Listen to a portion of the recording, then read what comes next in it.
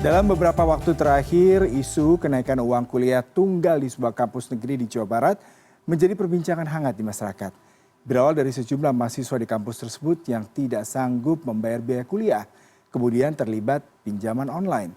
Anehnya, perusahaan fintech ini ternyata sudah bekerjasama dengan pihak kampus sejak 2023. Untuk membahasnya melalui sambungan virtual, ada narasumber kami Cecep Darmawan, selaku pengamat kebijakan pendidikan Universitas Pendidikan Indonesia. Selamat pagi Pak Cecep. Selamat pagi, salam sehat semuanya. Salam sehat juga buat Pak Cecep. Pak Cecep, ini yang menjadi fenomenal kemarin dan menjadi viral adalah kondisi di mana mahasiswa terlibat pinjol untuk membayar kuliah. Berarti ini asumsinya, apakah memang kampus di Indonesia, terutama kampus negeri, kesulitan pendanaan sehingga mengakibatkan dibebankan kepada masyarakat dan menggandeng platform pinjaman online untuk menawarkan pinjaman bagi mahasiswa yang terkendala untuk membayar biaya kuliah, Pak? Ya, memang problema UKT ini problema yang hampir mencuat tiap tahun ya. Selalu menjadi persoalan, utamanya karena memang skema pendanaan perguruan tinggi kita kelihatannya kurang begitu sehat.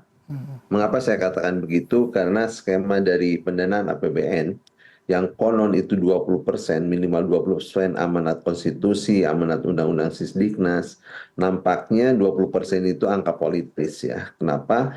Karena pembagian uang 20% dana pendidikan itu ya bukan hanya diperuntukkan untuk investasi dan operasional ya pendidikan, tetapi juga untuk mengcover misalnya gaji guru, gaji dosen ya, kemudian juga nomenklatur-nomenklatur yang pakai pendidikan dari kementerian-kementerian lain.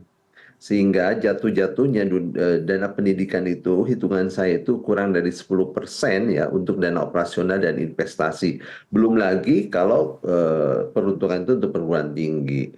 Sehingga hitungan-hitungan ini perguruan tinggi akhirnya ya pemerintah mengkategorisasi perguruan tinggi itu ada yang Satker, ada yang BLU, ada yang PTNBH. Yang khusus yang PTNBH diberi dua otonomi yang luas, yaitu otonomi akademik dan non akademik ya, termasuk pengelolaan keuangan itu otonomi non akademik.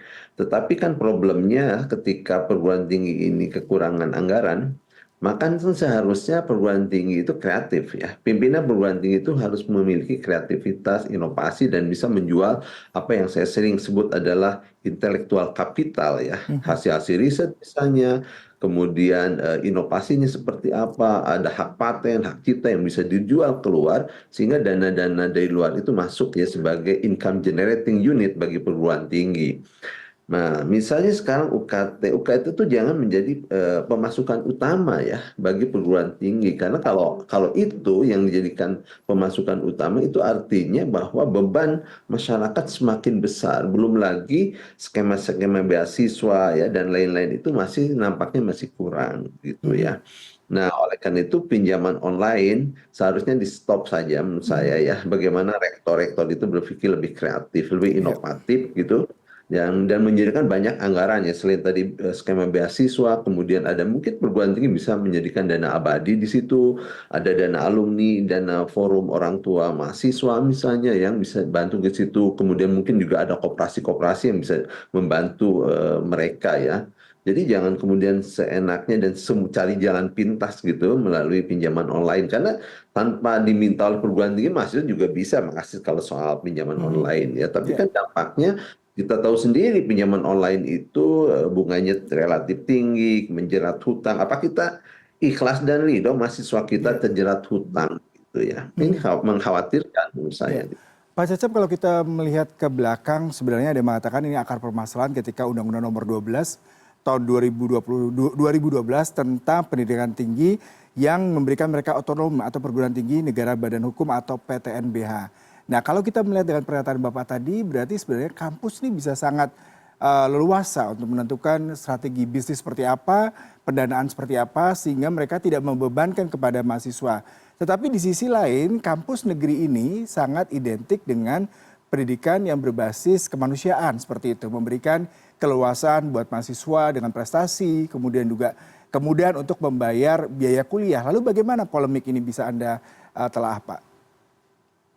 Ya, sebenarnya di Undang-Undang 12 tahun 2012 tentang pendidikan tinggi ya, itu sebenarnya sudah relatif diatur bagaimana misalnya ya pendanaan pendidikan itu termasuk juga bagaimana bantuan kepada mahasiswa. Ada prinsip dan asas yang tidak boleh lupa ya, yaitu misalnya soal keterjangkauan ya. Kemudian keterjangkauan itu harus juga prinsip keadilan. Mhm. Ya, jangan sampai mahasiswa-mahasiswa yang kurang mampu ya kemudian tidak bisa membayar UKT dan disuruh cuti begitu ya, padahal kan akses pendidikan harusnya dibuka dengan luas atau bahkan suruh mengundurkan diri. Nah, ini kalau sampai mahasiswa tidak bisa bayar kemudian disuruh mengundurkan diri, ini sebetulnya warning ya bahwa pendidikan kita itu semakin elitis, semakin mahal dan semakin tidak terjangkau. Makanya pemerintah pusat harusnya ya meninjau ulang ya sistem UKT ini, kemudian juga bagaimana dibuat skema yang baik, beasiswa digelontorkan dengan banyak gitu ya, lebih masif, juga DPR, pemerintah yang menyusun ulang bagaimana sih anggaran pendidikan yang ideal gitu ya, sehingga anak bangsa ini bisa mengenyam pendidikan tinggi dengan sebaik-baiknya, kemudian terjangkau ya berkualitas gitu, dan Mhm. tidak dibebani dengan cara-cara yang seperti tadi pinjaman online seperti itu ya. Jadi Mhm. sebenarnya pemerintah sudah benar ya bahwa cara yang diberikan misalnya lewat beasiswa, bantuan atau pembebasan biaya UKT ya. Nah, pinjaman dana itu juga dimungkinkan tetapi jangan pakai bunga ya. Kalau perguruan tingginya mau pinjam kemana silahkan tapi ke mahasiswanya ya tidak pakai bunga. Tapi itu pun harus diklasifikasi sih. Ada mahasiswa mana yang harus dibebaskan, mana yang UKT-nya misalnya ya ditangguhkan saja. Mana UKT yang memang tadi boleh pinjam tapi nanti misalnya loan-nya itu setelah bekerja mereka sudah lulus baru dikembalikan dan skema-skema lain ya masih banyak kalau Mhm. kita mau kreatif. Mhm. Eh, saya coba mengutip sedikit dari Kepala Biro Komunikasi dan Hubungan Masyarakat ITB, Naomi Haswanto yang mengatakan pada Desember 2023 ini Pak ada 1.800 mahasiswa yang mengajukan keringanan UKT. Jumlah tersebut 1.492 adalah mahasiswa diberikan keluasan untuk mencicil dan 184 orang diberikan kebijakan penurunan besaran UKT satu semester. Nah, alternatif dengan adanya pinjol dari dana cipta ini adalah untuk mempermudah mereka mendapatkan dana dibandingkan mereka mengajukan kepada lembaga keuangan lain. Sehingga ini merupakan alternatif yang dibilang cukup mempermudah mahasiswa.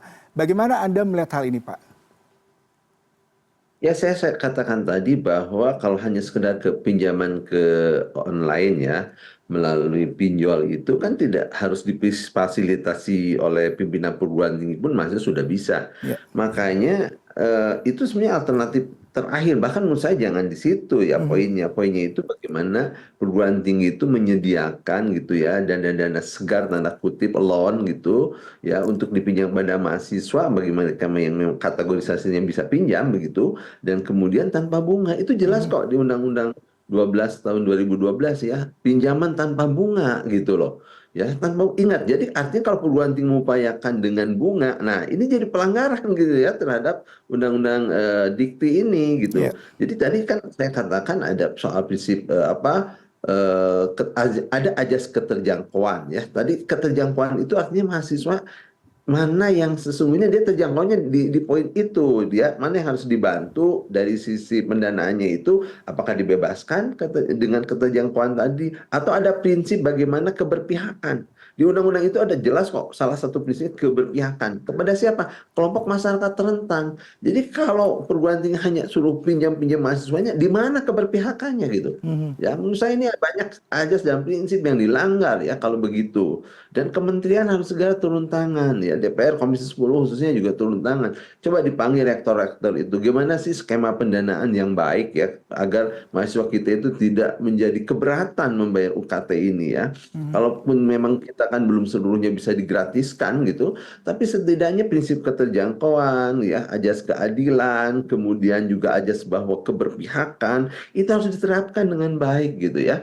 Jadi butuhlah pimpinan perguruan tinggi yang kreatif, inovatif, entrepreneurship gitu ya. Pola berpikirnya seperti itu, bukan hanya memberi pinjaman dengan online gitu ya. Saya kira hadirnya perguruan tinggi di kita itu kan salah satunya itu bagaimana mendidik calon pemimpin bangsa. Itu Undang-Undang Dikti itu dinyatakan gitu ya, calon pemimpin bangsa. Bagaimana kalau calon pemimpin bangsanya kita ini terjerat oleh utang-utang online? Ya, dan bunganya begitu tinggi dibanding bunga perbankan. Jadi ini juga harus dipikir ulang gitu ya. soal pinjaman kepada online itu. Pak Cecep terakhir, selain tadi Anda katakan kampus tuh harus bisa melakukan inovasi terkait dengan pendanaan, kemudian juga bagaimana mereka juga menerapkan sisi kemanusiaan untuk memberikan bantuan ataupun pendanaan kemudian bagi mahasiswa terutama yang berprestasi. Apakah memang dana pendidikan di Indonesia tadi peruntukannya tidak cukup bagi kampus untuk terus melakukan operasionalisasi ataukah ada solusi lain Pak untuk mengatasi kondisi serupa terjadi? Ya tadi kan oleh saya dikatakan bahwa struktur pendanaan yang dianggap 20% ya oleh pemerintah, saya katakan dianggap karena itu kan dana yang udah pendidikan bisa kemana-mana tuh ya, bukan hanya untuk operasional dan investasi, bisa untuk gaji guru, gaji dosen itu, sehingga dana untuk pendidikan dalam konteks operasional dan investasi itu sehingga kurang dari 10%. Kemudian dana untuk perguruan tinggi lebih kecil lagi. Ya akhirnya si malakama nih pimpinan perguruan tinggi itu dikasih dana APBN kecil, kemudian dia suruh cari dana, tapi harusnya kan tadi kreatif, inovatif ya, kemudian dia menjual tanda kutip ide-idenya itu lewat apa? Lewat kreativitas, inovasi, hasil riset ya. Nah harusnya di situ, jangan kemudian membebankan kepada UKT sebagai penghasilan utama. Makanya harusnya di pemerintah juga harus mengkaji ulang ya pola 20% anggaran pendidikan itu sih, dan minimal itu 20% sehingga perguruan tinggi itu tidak terbebani cari duit gitu ya. Perguruan tinggi itu hanya sebagaimana di Undang-Undang Dikti pasal 57 itu ya, dia harus menjadi wadah pembelajaran mahasiswa, wadah pencetak calon pemimpin bangsa, pengembang ilmu pengetahuan, pusat kajian kebenaran dan pusat pengembangan peradaban bangsa. Itu tuh fokus ke situ, bukan cari duit, cari duit, cari duit. Pemerintah yang nyari duit gitu ya.